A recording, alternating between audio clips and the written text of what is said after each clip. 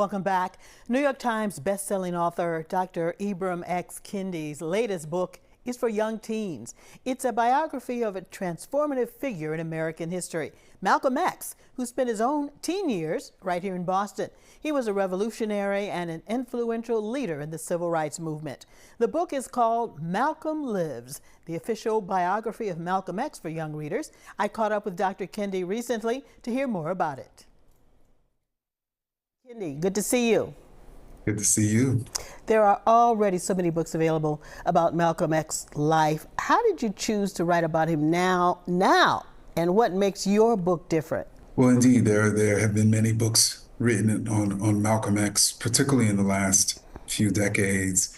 But ironically, there hasn't been a major biography of Malcolm X written for young readers over the last 30 years. And so I thought it was important to create Malcolm Lives. I also thought what makes this book distinct is, for obvious reasons, it really narrates Malcolm's youth, and it allows young people and even older readers to see all the different really challenges that Malcolm had to navigate as a young person, even in Boston, that really allowed him to become this pivotal figure and revolutionary. Now, in your book, you write, and I'm going to quote, "History is boring when it's dead and interesting when it is alive," unquote. What do you mean by that when it comes to Malcolm X? Well, first, I think in many ways, it's important for us to show people, particularly young people, the way in which history lives, the ways in which historical figures like Malcolm X, the messages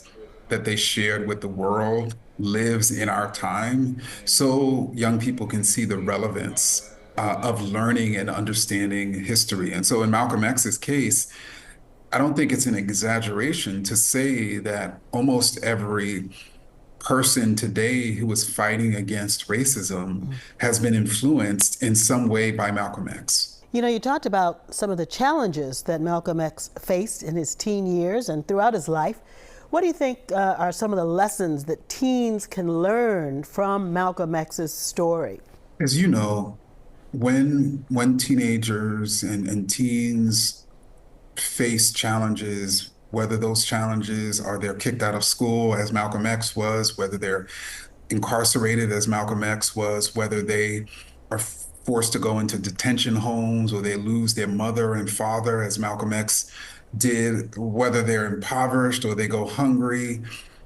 Typically, when young people are facing these challenges, they're counted out by society. We don't expect them to become one of the most important and influential Americans in history. And so I think young people can see from Malcolm's story that no matter where they are, no matter what they're doing, no matter what mistakes that they've made in their life, they can still make a tremendous impact in this world, just as Malcolm X did. And you know, aside from learning about the history of this key figure in history, I'm sure that there's a lot that young people will be able to take away from your book and perhaps reflect on what's happening in the world today. And that certainly is the hope. And I, in the narrative, in the life story of Malcolm X, I tried at times to show that specific forms of racism that Malcolm X was combating or experiencing is still existing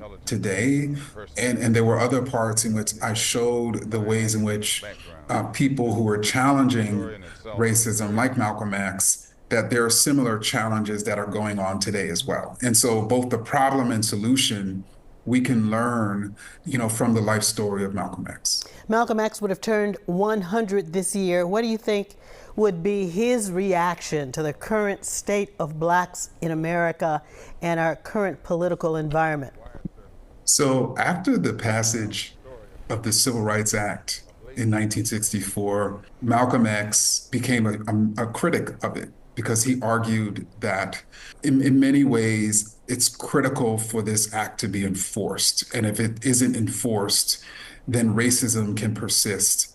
And so as we've seen the persistence and endurance of racism, and in this moment, as we see those who are trying to conserve racism, weaponizing the Civil Rights Act against those of us who are challenging racism. In many ways, Malcolm X would be like, I told you, I told you we needed more, than an act, that indeed we needed a revolution. Now, your books have been targets of right-wing book bans.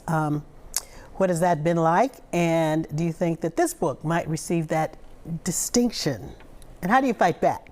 So to me, it's been tragic. I mean, as an author, I spend a lot of time researching and writing books for young people and adults because I want them to be read. I want people to better be able to understand themselves and their society, be better understand history and racism so that we don't repeat history or so that we can eliminate racism. And so to see books that have been banned and particularly see that the justifications for those bans misrepresented the books, has just been incredibly frustrating for me as an author. I don't see it as the fact that my books have been banned as like something that demonstrates how hard-hitting my books are. What I want my books to be is read. Now you're leaving Boston for Washington, D.C. and Howard University. Any reflections on the years that you spent here in our city?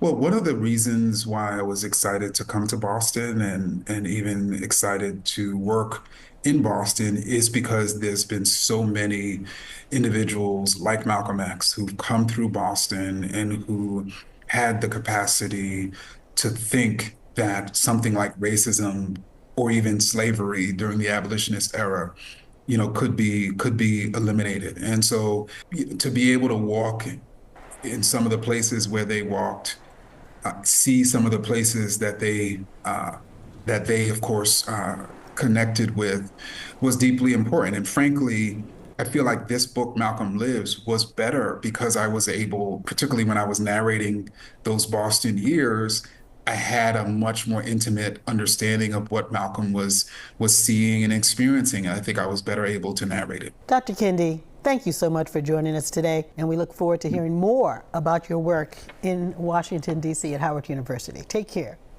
Well, thank you.